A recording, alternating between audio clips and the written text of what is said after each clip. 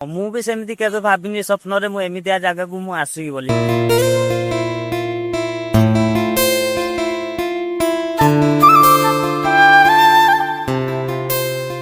ଜୟ ଜଗନ୍ନାଥ ସାଙ୍ଗମାନେ, ଫେର ସ୍ୱାଗତ କରୁଛି ଆପଣମାନଙ୍କୁ ଆଉ ଏକ ନୂଆ ଭିଡ଼ିଓରେ। ତ ଫ୍ରେଣ୍ଡସ୍, ଆଜି ମୁଁ ବହୁତ ଜାଗାରେ ଅଛି ଆଉ ଏମିତିଆ ଜାଗାକୁ ମୁଁ ପଳେଇ ଆସିଛି ଆପଣମାନେ କେବେ ସ୍ୱପ୍ନରେ ବି ଭାବିଥିବେନି। ହଁ, ମୁଁ ବି ସେମିତି କେବେ ଭାବିନି ସ୍ୱପ୍ନରେ ମୁଁ ଏମିତିଆ ଜାଗାକୁ ମୁଁ ଆସିବି ବୋଲି। ତ ଫ୍ରେଣ୍ଡସ୍, ମୋ ପଛପଟ ବ୍ୟାକଗ୍ରାଉଣ୍ଡରେ ଦେଖୁଥିବେ ଆପଣମାନେ ଏପଟ କେତେ ସୁନ୍ଦର ଲାଗୁଛି। ଆଉ ମୁଁ ଏଇ ଜାଗାରେ ହିଁ ଜବ୍ କରୁଛି। ଆଉ ଏଇଟା ହେଲା ଷ୍ଟାଫ୍ ରହୁଛନ୍ତି। ଏଇ ଷ୍ଟାଫ୍ ଆମେ ରହୁନୁ, ମାନେ ସେ ଅଲଗା ଷ୍ଟାଫ୍ ରହୁଛନ୍ତି।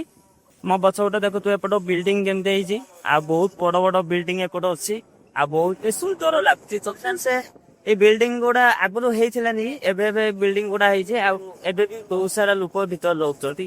ତ ଫ୍ରେଣ୍ଡସ୍, ଏପଟ ବି ଦେଖୁଥିବେ, ଆଉ ଏପଟ ବି ବହୁତ ସାରା ବିଲ୍ଡିଂ ବର୍ତ୍ତମାନ ଆରମ୍ଭ ହଉଛି, ଯୋଉଟା କମ୍ପ୍ଲିଟ ହେଇନି, ଆଉ ଅଧେ ଆରମ୍ଭ ହେଇସାରିଛି, ଉଠି ଲୋକ ବି ରହୁଛନ୍ତି।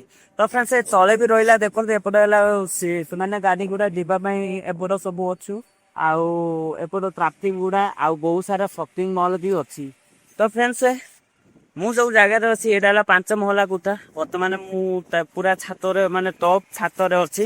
ଆଉ ସେଇ ଛାତଟା ହେଲା ଏଇଟା, ଏଠି ଆଉ ଘର ନାହିଁ। ସେଟା ଦେଖୁ ତ ବହୁତ ଭାଙ୍ଗରା ଘର, କିନ୍ତୁ ଭିତରକୁ ପଶିଯିବା ହେଲେ ବହୁତ ବଡ ଆଉ ବହୁତ ହାଇଟ୍ ବି ଲାଗିବ। ତାପରେ ଏଠି ବି ଦେଖୁଥିବେ ଆମର ଏଇ ତଳେ ଏଇଟା ହେଲା ପ୍ରପାର୍ଟି ଲୋକମାନେ ପିନ୍ଧନ୍ତି ଏ ଆଉ ସେପଟେ ଦେଖୁଥିବେ ବସ୍ ଫସ୍ ଯାଉଛି ସବୁ। ଏଇ ରାସ୍ତାରେ ବସ୍ ଯାଉଛି, ଗାଡି ଫାଡି ଛିଡା ହେଇଛି। ତ ଫ୍ରେଣ୍ଡସ୍, ଆପଣ ମାନେ ଭାବୁଥିବେ ମୁଁ କୋଉମିତିଆ ଜାଗାକୁ ପଳେଇ ଆଇଲି, ଆଉ କୋଉଠିକି ପଳେଇ ଆସିଲି। ତ ଫ୍ରେଣ୍ଡସ୍, ଆପଣ ମାନେ ଯଦି ଜାଣିବାକୁ ଚାହୁଁଛନ୍ତି ଆଉ ନିଶ୍ଚୟ କମେଣ୍ଟ କରନ୍ତୁ। ଆଉ ଗୋଟେ କଥା କହିଦଉଛି, ଆମର ଏଠି ଭ୍ୟାକେନ୍ସି ପ୍ରତ୍ୟେକ ମାସରେ ମାନେ ଭ୍ୟାକେନ୍ସି ରହୁଛି। ଯଦି ଆପଣ ମାନେ ଜବ୍ କରିବାକୁ ଇଣ୍ଟରେଷ୍ଟ ଅଛନ୍ତି, ତାହେଲେ ମୋ ସହିତ ଯୋଗାଯୋଗ କରନ୍ତୁ। ମୁଁ ଆପଣ ମାନଙ୍କୁ ନିହାତି ସାହାଯ୍ୟ କରିବି। ତ ଫ୍ରେଣ୍ଡସ୍, ଜବ୍ କରିବାର ଏଠି ବି ରହିଲା ମାନେ କେମିତି ଖାଇବା ପିଇବା ରହିବା, ପ୍ରଥମ ମାସର ପିଏ ବି କଟି ଯାଉଛି।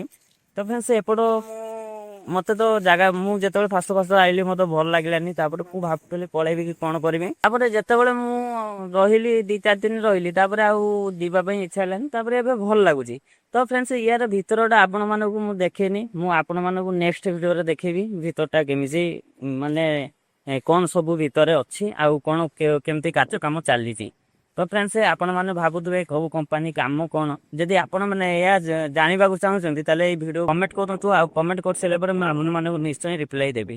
ତ ଫ୍ରେଣ୍ଡସ୍, ଯଦି ରିପ୍ଲାଇ ମୁଁ ଆପଣମାନଙ୍କୁ ନ ଦିଏ, ତାହେଲେ ଆଉ କେବେ ବି ମୋ ଭିଡିଓ ଦେଖିବେ।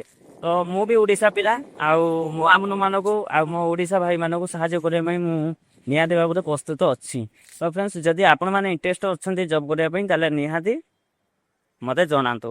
ତ ରହିଲି ଫ୍ରେଣ୍ଡସ୍, ବାଏ ବାଏ, ଟାଟା। ଫେର ତ ଦେଖା କରିବି ଆଉ ଏକ ନୂଆ ଭିଡିଓରେ।